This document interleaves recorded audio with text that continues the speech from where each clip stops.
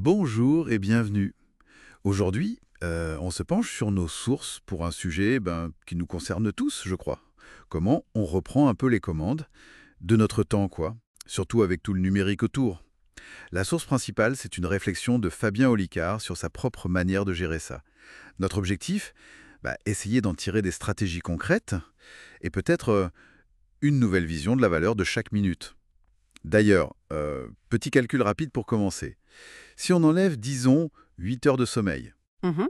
environ 2 heures pour les trucs de base, manger, se préparer, Oui, et 8 heures de boulot ou d'études, oui, il nous reste en théorie quoi 4 ou 5 heures par jour. qui sont vraiment à nous. La question c'est qu'est-ce qu'on en fait de ce temps-là? Et c'est là qu'intervient un paradoxe que l'ICAR soulève. On a créé des trucs comme la voiture, l'email, pour gagner du temps, non? Oui, c'était l'idée de départ. Et pourtant. On se sent souvent plus speed à courir après les heures. Les emails, c'est frappant, hein. L'instantanéité, ça a créé une attente Ah ouais. de réponse quasi immédiate. Ça met une pression assez dingue. Je me reconnais tellement là-dedans parfois. C'est un point crucial. La promesse de l'efficacité, techniquement, elle est tenue. Mais ce qui est fascinant, c'est de voir comment nous, nos usages, nos attentes, ont complètement changé la donne. Ce temps gagné, techniquement, on l'a souvent rempli avec plus d'attentes, plus de sollicitations, d'où cette sensation de compression du temps, ce stress constant. L'impression de jamais avoir le temps, ça vient souvent de là en fait. Moins d'un manque réel que de cette pression, quoi. Et face à ça, Olicard, qui s'avoue être un grand procrastinateur à la base. Ah oui, il propose une règle toute simple, presque, contre-intuitive pour quelqu'un qui remet à plus tard. C'est la règle des 2 minutes. L'idée, c'est que si une tâche, là, imprévue, elle arrive et prend moins de 2 minutes, hop, on la fait. Tout de suite. D'accord. Par contre, si ça prend plus de 2 minutes, là, il faut la planifier, mais immédiatement, dans l'agenda, pour éteindre ce qu'il appelle l'ampoule mentale, la tâche qui reste allumée dans la tête. C'est intéressant comme approche, parce que ça vise directement la charge mentale, justement, cette fameuse liste qui tourne en boucle. Planifier un truc plus long ou faire la micro-tâche tout de suite, c'est pas juste de l'organisation, c'est vraiment une stratégie pour se libérer l'esprit. Après, on pourrait se dire, est-ce que traiter toutes ces micro-tâches immédiatement, ça risque pas, à l'inverse, de fragmenter un peu l'attention? Pour les tâches de fond, je veux dire. C'est une bonne question, ouais. J'imagine que c'est une question d'équilibre, hein. Peut-être l'appliquer aux vraies interruptions. Pas s'interrompre soi-même toutes les 5 secondes. Bon, passons au gros morceau. Le téléphone. Le grand consommateur de temps moderne. Olicard, lui, il vise 1 heure par jour, maximum. Ah oui, quand même. Oui, mais attention, hors fonction utilitaire, genre GPS, les appels. Il parle surtout du temps sur les réseaux, les jeux, le streaming, tout ça.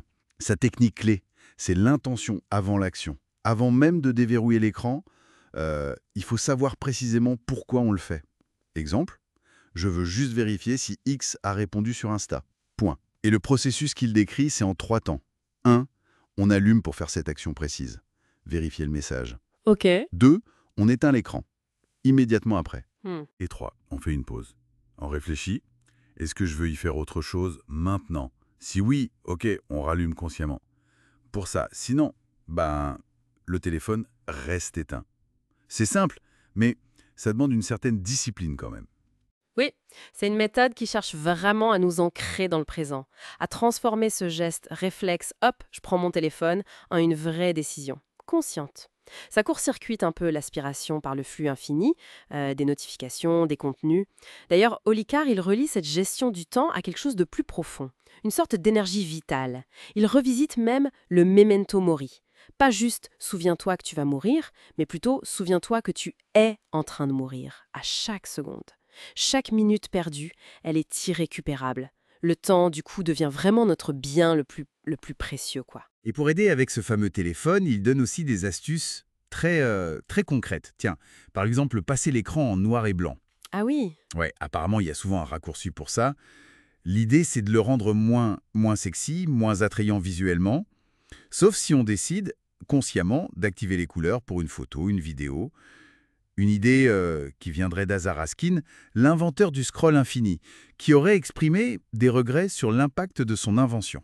Intéressant, non? Ah oui, c'est parlant. Autre piste qu'il donne, couper toutes les notifications.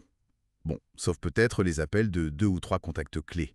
Du coup, on consulte ces messages, ces emails activement, quand on le décide. Mhm. Un choix. Voilà. de pas garder le téléphone dans la chambre la nuit, ah, le bon vieux réveil. Le retour. Et puis, privilégier l'ordinateur pour certaines tâches. Les emails, les réseaux. Souvent, on est plus efficace et moins tenté de dériver.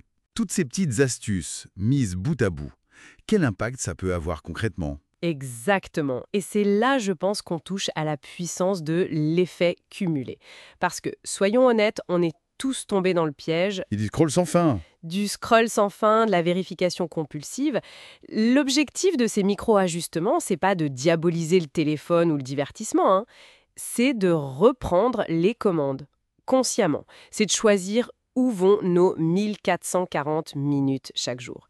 Même si on décide de passer 20 minutes à geeker sur Instagram, si c'est un choix délibéré, borné dans le temps, c'est déjà une forme de contrôle retrouvé. C'est passer d'une utilisation subie à une utilisation choisie. Voilà. Bien résumé, ouais.